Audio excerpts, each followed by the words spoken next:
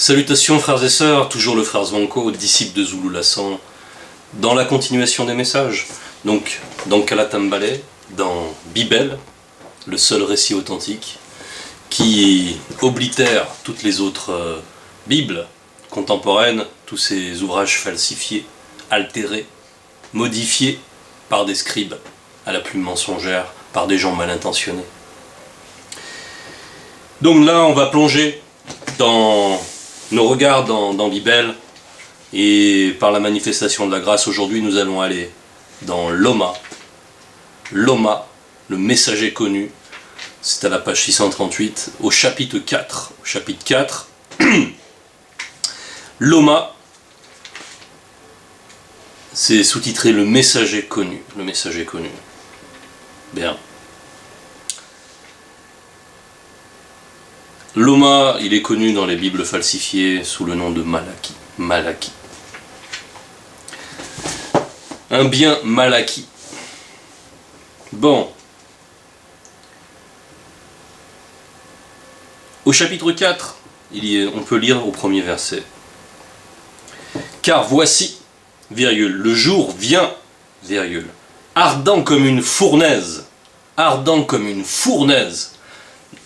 Car voici, dans car voici, là on nous positionne, on nous met dans une situation. Et la situation du temple de Loma, lorsqu'il était dans le visible,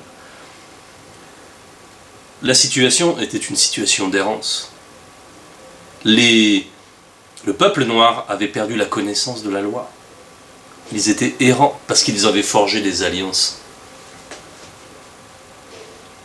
contre nature, en allant avec des blancs, avec des sangs mêlés, et en étant influencés ensuite par leurs propres croyances, leurs propres doctrines. Voilà, mais les alliances ont été avant tout scellées par la chair, par des mariages contre nature. Et donc, on est arrivé dans une situation où le peuple était errant par rapport aux lois du Verbe. Et il y avait toujours néanmoins une partie qui recherchait à venir vers le Verbe, mais il avait besoin d'être restauré dans sa connaissance, premièrement. Et donc, car voici, nous parle de ce temps-là, nous parle aussi du temps d'aujourd'hui, nous parle de cette récurrence qu'il y a à l'oubli de la loi, à l'oubli de la loi.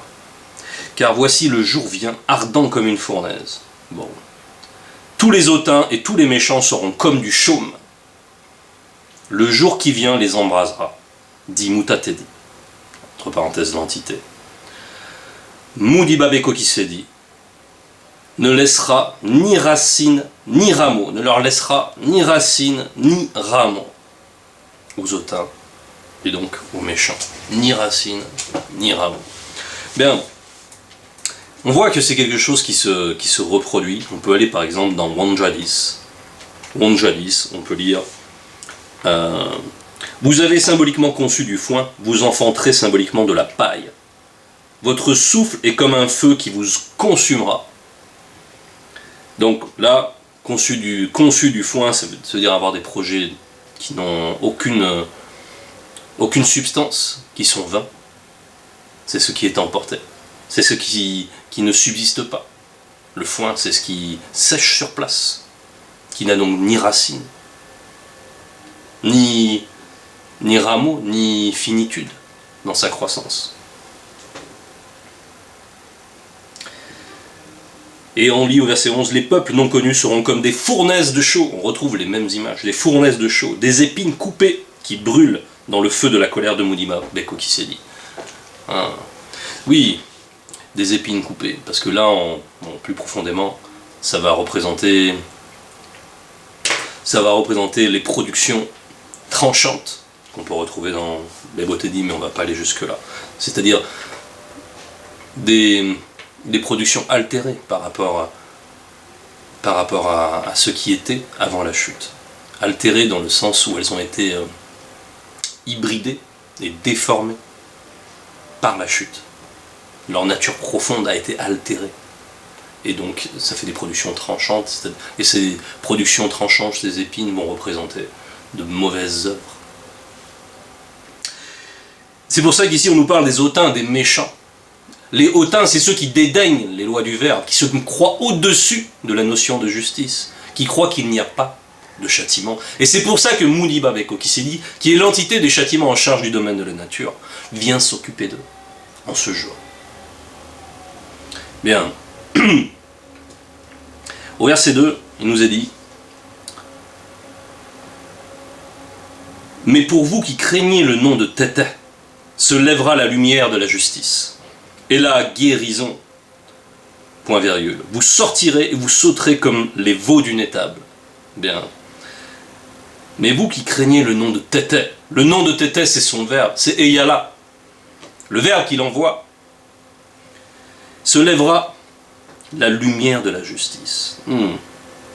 Donc il y a cette catégorie de personnes néanmoins dans le peuple qui ont quand même la notion qu'il y a le Créateur, il y a l'Oba, ils ont au moins gardé cette notion-là. Il y a, voilà, et donc ils savent que tout est dû à l'Oba. Tout est dû à l'Oba. L'Oba ne doit rien à personne. Et qu'il y a néanmoins une rétribution pour ceux à qui il a été donné de passer dans le visible de la chute. Donc il y a une crainte du jugement, la crainte du respect qui est dû à Tété. Et pour ceux qui ont conservé cela, il est dit que donc se lèvera la lumière de la justice, se lèvera la lumière de la justice et la guérison. Bien, la lumière de la justice. Ici, on fait directement référence à l'un des deux qui est Jokisabe, qui est le premier-né de toute la création et qui se présente comme l'astre lumineux. L'astre lumineux. Lui, il est porteur de la bonne nouvelle. La bonne nouvelle, ça va être la guérison. Et c'est pour ça qu'ensuite on assimile ceux-là, cette partie du peuple, qui a des veaux qui sautent, comme les veaux qui sautent. Donc les veaux qui sautent, on dit ici, vous sortirez, petit, vous sortirez, et vous sauterez comme les veaux d'une étable. Et pourquoi on parle de ces veaux qui sautent? Bon, déjà on nous parle de sortir. Par rapport à la lumière, ça va représenter les ténèbres. Sortir des mauvaises croyances, sortir de la corruption, des fausses doctrines, du monde occulte, des fausses traditions, des mauvais usages qui ont été amenés par les non-initiés, qui eux-mêmes ont été infectés par les blancs et les sans-mêlés. Ça va représenter donc l'extraction de cette ignorance, de cet état de confusion mentale, intellectuelle et spirituelle. Donc, cette partie-là, qui aura quand même gardé, elle va être quand même disposée à reconnaître l'envoyé, le messager connu en la personne de Jokisabe. Mais, comme nous l'avons dit, les temps prophétiques, oui, ça nous parle de l'avenir, on se positionne dans un passé qui nous parle d'un avenir, mais tout ça, du point de vue spirituel, c'est déjà accompli. Les prophéties sont déjà accomplies. D'accord? Et donc, on est dans un schéma récurrent. Et aujourd'hui, avec le deuxième né, c'est la même chose qui se produit. Pourquoi on nous parle des veaux aussi? Donc on a parlé de l'aspect de la bonne nouvelle. Ils sont capables de recevoir la bonne nouvelle, donc il y a la réjouissance. Les sceaux vont représenter la réjouissance, vont représenter l'entrain, la vigueur, la vitalité. Ils sont revitalisés, ils reçoivent ce potentiel d'adhérer, d'ouber la foi. Ils reçoivent ce potentiel de croire dans le messager, de croire en son message et de se réjouir en cela. Bien. Mais cela se produit par la réception aussi d'une nourriture. Les veaux, ils s'alimentent du lait. Et Essombe nous dit aussi, désirez le lait spirituel. Désirez le lait spirituel. Pur. Donc, les veaux, ça va représenter aussi ceux qui sont capables de recevoir cette nourriture. Et si on va dans Essombe, justement, on va, par comparaison, ceux qui ne peuvent pas recevoir cette nourriture, on va en parler un petit peu. Dans Essombe, ce sera 54 au verset 23 et 24, qui nous dit, j'ai beaucoup à dire aussi sur les non-initiés et des choses difficiles à expliquer. Les mystères sur les démons qui les retiennent encore dans la captivité parce qu'ils sont lents à comprendre. Dans la captivité de la lenteur à la compréhension, c'est-à-dire qu'ils ont une intelligence obscurcie. Et donc Essombé ici nous dit qu'il a beaucoup de choses à décortiquer, à expliquer et à faire comprendre. Et que c'est difficile parce que l'auditoire n'est pas réceptif, la majorité de l'auditoire. Verset 24, eux en effet qui depuis longtemps devraient être des initiés, donc parmi le peuple connu, parmi le peuple noir, ils pensent pouvoir être capables de manger la nourriture hautement solide. Ils pensent pouvoir être capables de manger la nourriture hautement solide. Et pourtant, ils ne sont même pas dignes de commencer par boire le lait. Pour boire le lait. Donc, la dignité ici, ça va représenter une capacité à recevoir. N'est-ce pas? Mais cette partie-là est tellement éloignée des lois du Verbe, de la crainte du respect qui est dû à l'Oba, est tellement infectée en même temps par de la mauvaise doctrine, se gargarisent, on les voit, ils se disent là, hein, eux en effet depuis longtemps devraient être initiés, ils pensent pouvoir être capables de manger la nourriture solide, donc ils pensent qu'ils sont déjà instruits, ils pensent qu'ils ont déjà la connaissance, comme tous les religieux, ils pensent qu'ils ont déjà reçu la révélation, ils pensent qu'ils ont reçu le mode d'emploi pour aller vers la vie éternelle. Mais qu'en est-il en vérité? Ils se leurrent, ils se leurrent. Donc on voit ici qu'ils ne peuvent même pas être alimentés par le lait. C'est pour ça que souvent, Mouledi, Zululassan assimile ces personnes-là à des têtards, à des gens qui ne sont même pas nés, à des embryons qui n'ont pas reçu l'esprit.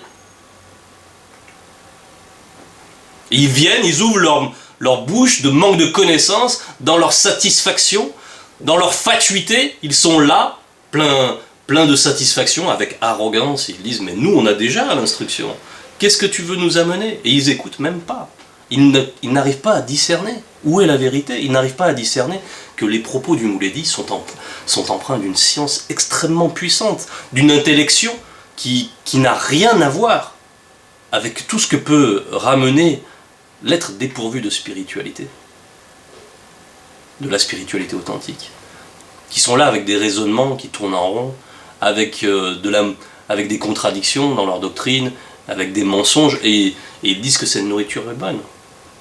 Ils sont satisfaits de cette nourriture impure. Comment pourraient-ils aborder le lait spirituel pur? Ils le rejettent.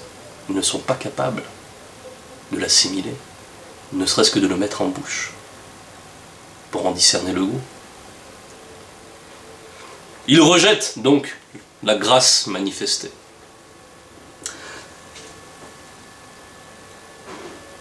Donc, nous allons aller maintenant dans le verset 3. « Souvenez-vous de la loi du puissant Boussi ». Là, on nous rappelle encore à la loi, justement. En cette période-là, l'Oma instruit le peuple à bien conserver cette connaissance de la loi, parce que c'est ce qui va leur permettre d'adhérer. C'est ce qui va permettre aux générations futures, auxquelles elles vont transmettre cette connaissance de la loi, de pouvoir reconnaître ensuite qui est le messager. Et Boussi, ça veut dire aussi sortir.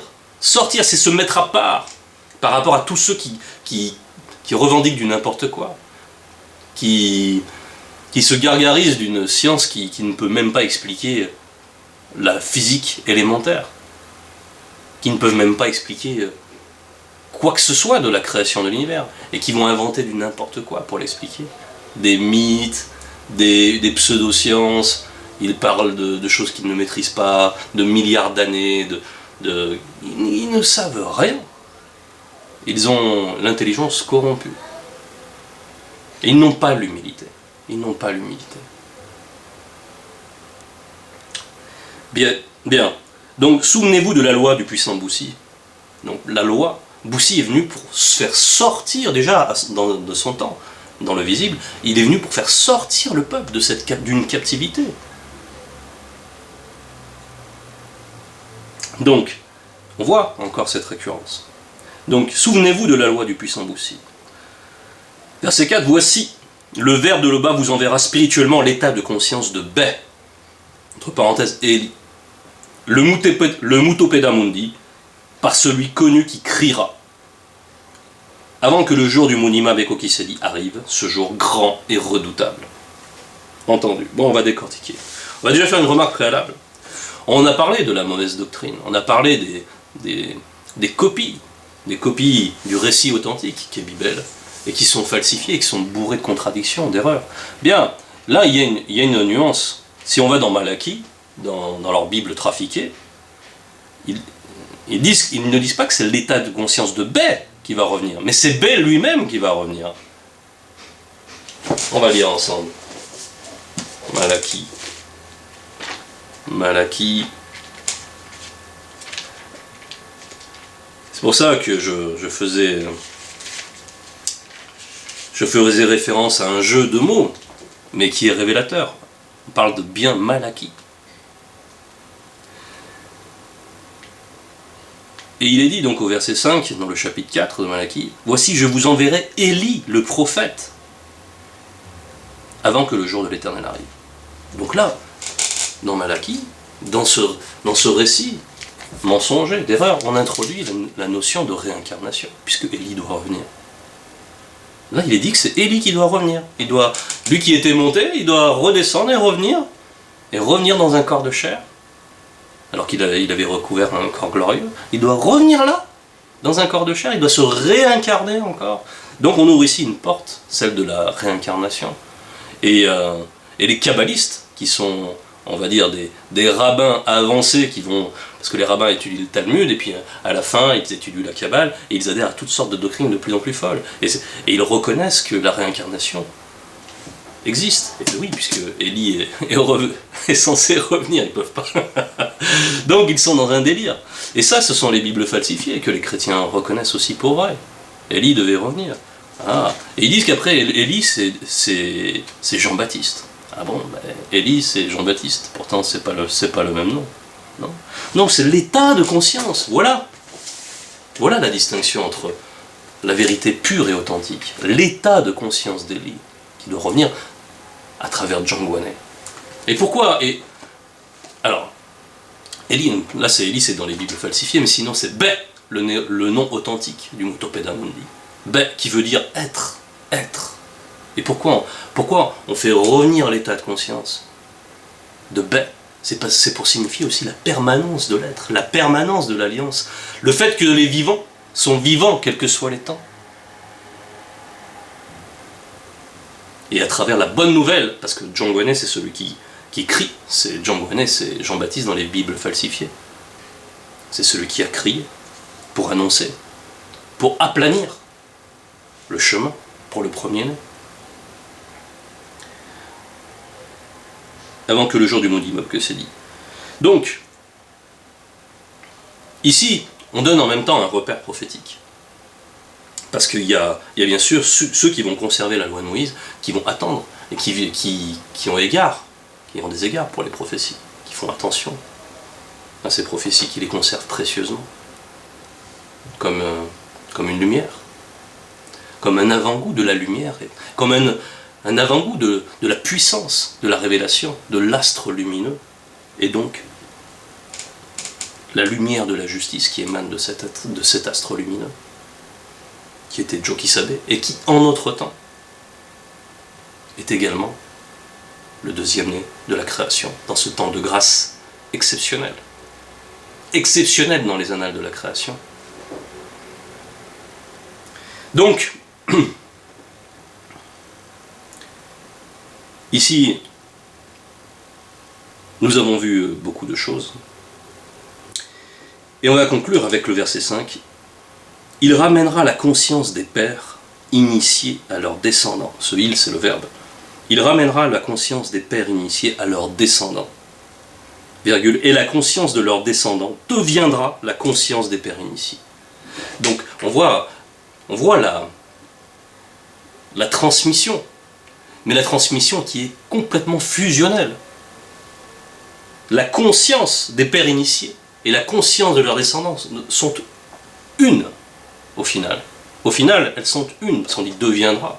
Mais donc elles sont une, du point de vue du grand ordre des choses. Et le verset se termine en disant « De peur que Mounima Bekokisedi ne vienne frapper spirituellement chacun d'interdit. » Donc il y a cette permanence. Il y a cette permanence de ce qui est, de ceux qui sont, et de ceux qui sont connus, de ceux qui sont vivants. Ceux qui sont, c'est pour ça que donc, on a parlé de l'état de conscience de Bay, qui a été ramené. C'est aussi pour ça que c'est important, quand on lit Kalatambale, de s'imprégner de l'histoire des patriarches, de ressentir ce que nous lisons dans Kalatambale, afin d'être imprégné de l'état de conscience des patriarches, afin d'adhérer à leur perception des choses, de voir les choses comme ils les voient, comme ils les voyaient lorsqu'ils étaient dans le visible, de s'imprégner et de laisser Kalatambale vivre en nous, nous animer, nous transformer, nous réjouir, comme on l'a vu, jusqu'à la destination, jusqu'à Longela Bwindea. Parce qu'on nous dit ici, Mounima Bekokisedi ne viennent frapper spirituellement chacun d'interdit. Chacun d'interdit. Interdit de quoi? Interdit de Longela Bwindea. Interdit de Longanapi spirituel. Interdit. Comme on frappe une cité d'interdit. Personne ne pourra se justifier par lui-même. Tout le monde doit venir par le chemin connu. Par le deuxième né. Par le premier né. Par Boussi. Tous sont d'accord. Tous témoignent de la vérité. Et on est dans un temps de restauration. On peut le voir toujours dans l'Oma, au chapitre 3. Voici le verbe de Tété enverra un messager, virgule, Namuloloma, entre parenthèses ange. Il prépara le chemin devant l'aîné des deux. Donc on a vu cette période. Et le deuxième, entre parenthèses, messager de l'alliance ancestrale. L'alliance ancestrale. Parce qu'il n'y a que dans la conception corrompue des non-initiés qui ont accepté la fausse doctrine, des blancs et des sans-mêlés, qui ont accepté ces bibles trafiquées, qu'il y a deux alliances. La loi est permanente. Il n'y a qu'une seule alliance, l'alliance ancestrale. Il y a cette filiation. Il n'y a qu'eux qui veulent scinder les choses, qui veulent dire oui, ils disent d'un côté la loi est permanente, leur propre soi-disant Messie, leur JC, leur dit que la terre et le ciel ne passeront point, et que la loi ne sera pas modifiée d'un iota tant que la terre et le ciel ne passeront point. Ouais, donc là ils reconnaissent la permanence de la loi, mais ils disent mais finalement la loi est réformée, il y a deux alliances, l'Ancien Testament, le Nouveau Testament. Tout ça c'est de la fadaise, tout ça c'est de la création doctrinale d'esprits corrompus, de gens qui ne veulent pas connaître la loi véritable, qui ne veulent pas vivre selon la lumière de la justice, et qui rejettent la manifestation de la grâce en Jokisabe, en Zulula. Ils la rejettent. Ils préfèrent leur nourriture falsifiée. Ils préfèrent leur n'importe quoi. Et oui, parce que leurs œuvres sont mauvaises, parce qu'ils font déjà du n'importe quoi, et qu'ils veulent continuer à ça, qu'ils ont peur de la lumière véritable. C'était le message.